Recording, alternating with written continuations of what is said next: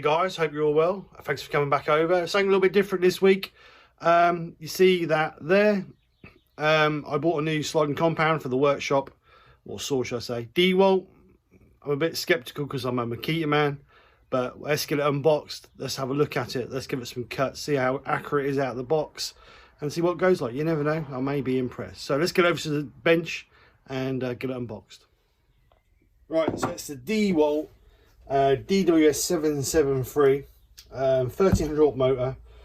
It's got a 216mm blade, maximum depth cut of 17mm, maximum angle on one bevel will cut 48 degrees. It's got electronic brake. It says there at 45 degrees with a 216mm blade, which is what it takes, it'll cut 48mm deep by 250mm cross cut, and then at 90 degrees it will cut 60mm deep by 250mm cross cut. So obviously that's the depth of the blade between the center spigot and the bottom tooth.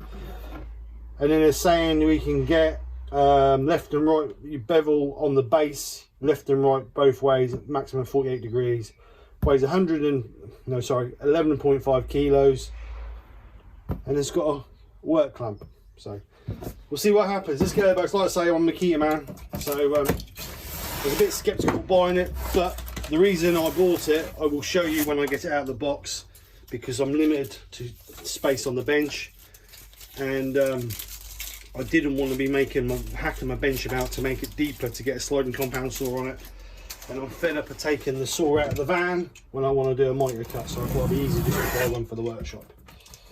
So let's get it out of the box and see what it looks like. So in the box, tip it up so you can see, it's fairly well packed, well secure. I actually got this from B&Q because it was the same price as Screwfix, so rather than running across the town I thought I'd get it from B&Q. So we have our instructions that we all know that men don't read. Got a bag full of bits which look like the supports for the side of the slide table, so we'll look at those in a minute. We also have our work clamp, and inside here is a bag with, I would imagine this is the bar that fixes on the work clamp. So the actual saw, let's lift it out, get it in the box. So the actual saw, nice and compact, which is the main reason I went for this saw. Let's move that down so we can see.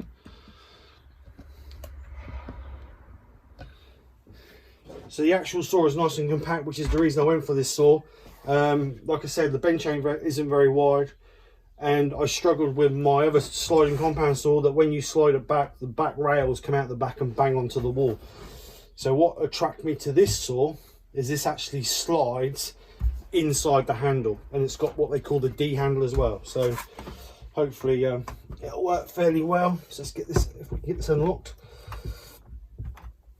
Oh, it's got a great big piece of cardboard in it, so I can't push it down to unlock it there. Right, so exactly the same as the Makita, you've got a pin in the back to release the upper half. You've got a safety system, so you've got to press the handle and remove the guard before it lets come down, which is a nice feature. Again, same as the Makitas. It's fairly, to be honest, just looking at it, it's fairly well made, and it's quite robust, which is what I wanted.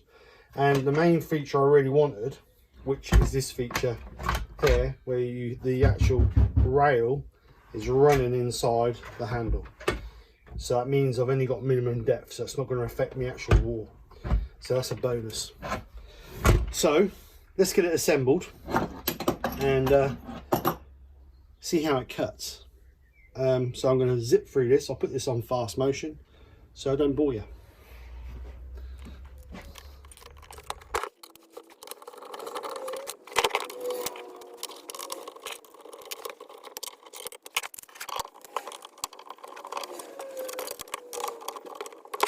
In case you're required to use it. So first things I like about what I've seen is that you've got a nice little, turn this around so you can see. So on this leg here, you've got a nice little storage area to put your Obviously the key to hold while you're undoing your center bolt for changing your blade. So that's nice and stored, so that just obviously just sits in there like that. And then you've got a nice a fairly decent quality Allen key. You've got one end is for doing, well, I've used it for doing these bolts up here, and then the other end obviously fits into there.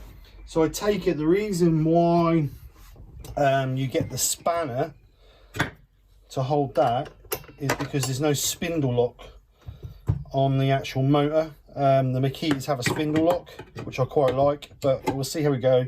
I said it's only for the workshop, so hopefully the blade shouldn't have to be changed often, but I do like the idea of the tool storage. On the Makitas, the key, which I've just broken it, look, that's how good it is. The key for the blade actually fits into the back of the runner, and sometimes that interferes with our locking nut on the back there when we're doing our mitre. So hopefully with there that'll be out of the way. So at the moment I'm liking it.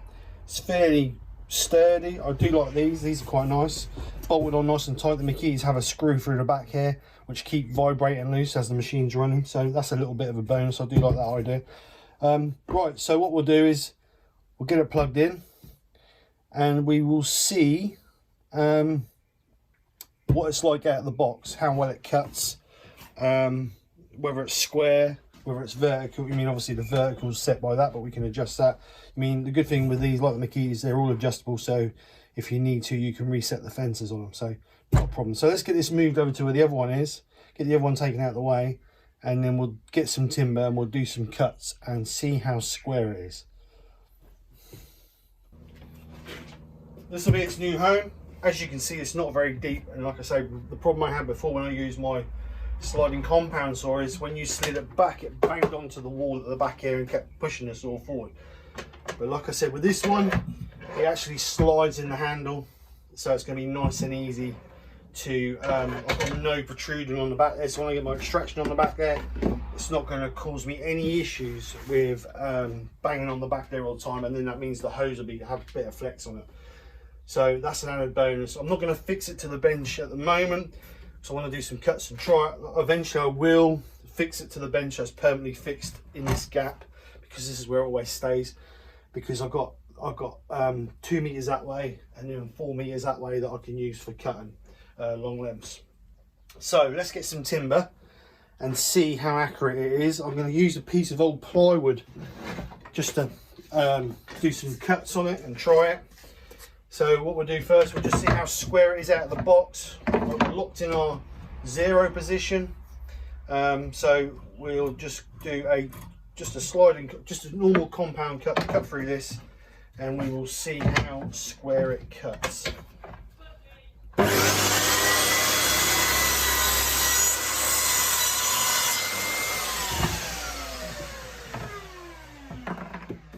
So as always, DeWalt make a good blade. All the blades I use are DeWalt's. So let's just see how square this is out of the box, and that is absolutely spot on out of the box. As you can see, I don't know if you can see that, it's absolutely spot on. It's flush all the way across there. So at the moment, that's one good move. So what we'll do now is we'll try our 45. It's just getting used to the markings, because the markings are slightly different than what I'm used to. Normally you have a dial here and that does either side, but this is like inner and outer dials. I'll show you. I'll take a short clip of it, and I'll put as I'm explaining, I'll put a preview up of it. So we've gone for 45. So let's see how that cuts.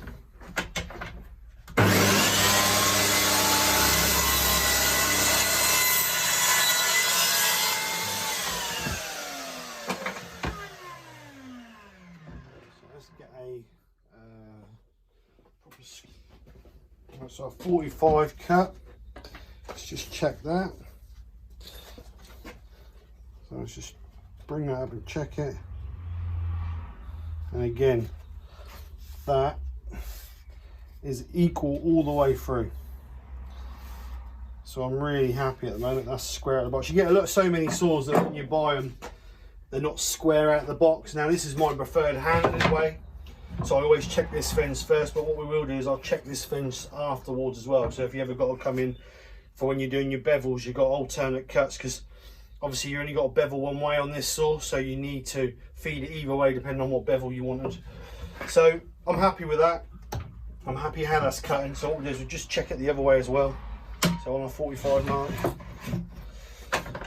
which is good.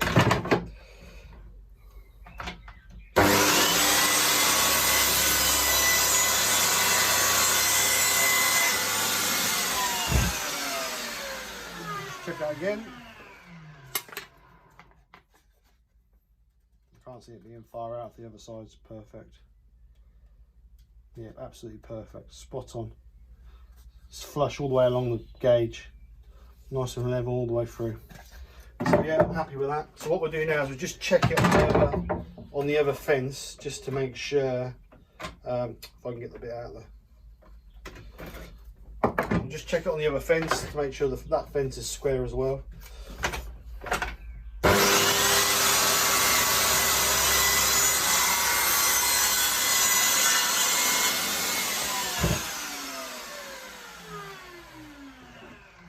This is on the other fence, so we'll just double check it. Yep, and again, that's spot on. So out of the box, it's really well set up. I've had my last Makita I bought, I had to spend a bit of time setting up, it wasn't actually set up perfect. So yeah, I'm happy how that's set up, for sure. So we'll just check the bevel. Obviously you got up to 48 degrees bevel. So we'll check it on a 45, and it's not got a lock when it hits 45, so you have to line it up with the, I'll show you in a second, you have to line it up with the gauge. There's a raised mark on the piece, so I'll just show you. So to set up your rear bevel, obviously it's not locked on the Makita, it locks at 45, and you have to press a button to get it past 45. But saying that, I mean, this is less than half the price of the Makitas. So what you got, you've got a raised piece there, and then obviously you just line up with your marks, whatever degree angles you wanted. So yeah, so let's just cut a 45 degree angle and see how it cuts.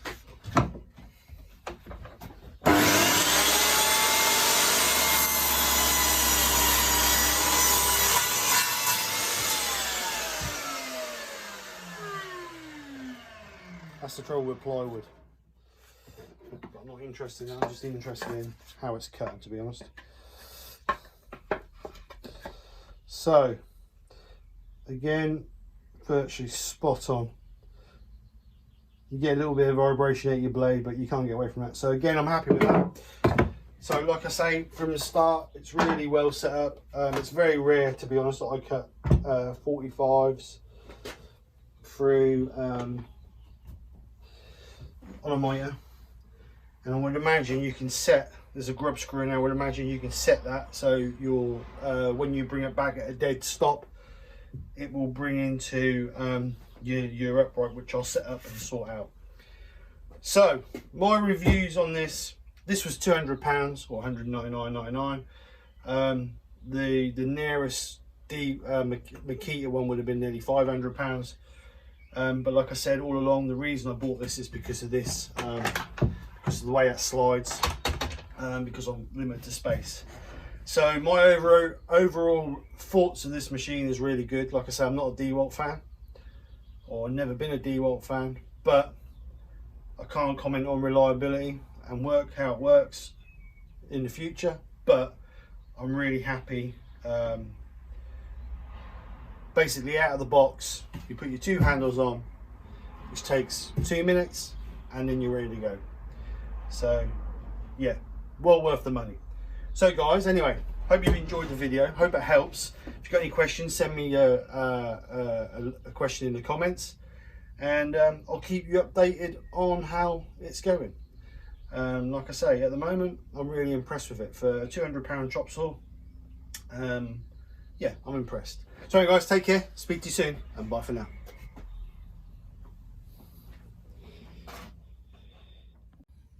So just found that this little grub screw here actually adjusts the angle of your table, so you've got a dead stop. So if that does get, you mean it's true angle on the blade, I've got a little tiny square here, so that square there rubs on the blade equal, so that's the blade's nice and square when it's dead stop. But obviously if it goes out, then you can adjust that little tiny grub screw in there, plus or minus, to get your blade back upright. So another little feature which I like, very nice. And like I said before, we have this little piece of raised mold in there which lines up with our scale to give our mitre. So you've got 0 to 48 degrees, but like I say, it's not locked, so you need to line it up visually and then lock it with the locking nut on the back here. So yeah, it's got some nice features to it. Nice little scale on here, which I would imagine works out. I will check from the blade to there, but would you imagine that's 50 millimeters or 5 centimeters? Obviously 100 millimeters 10 centimeters, and then 15 or 150, and then 200 or 20. So that's a nice little feature, just if you want to make some quick cuts. I like that. But yeah, at the moment I'm really happy with this saw, really happy. But like I said, I'll keep you updated on the how it goes. So again, it's the DeWalt DWS773 240 volt, which is British power. And yeah, I like it. It comes with a blade, comes with I believe a 30 tooth, don't worry, I have turned it off. Yeah, 216mm 30 tooth blade. So yeah, it's like I say, DeWalt blades are pretty good anyway. I always use DeWalt blades because they're one of the best on the market. So yeah, anyway guys, hope you've enjoyed. Take care, speak to you soon, and bye for now.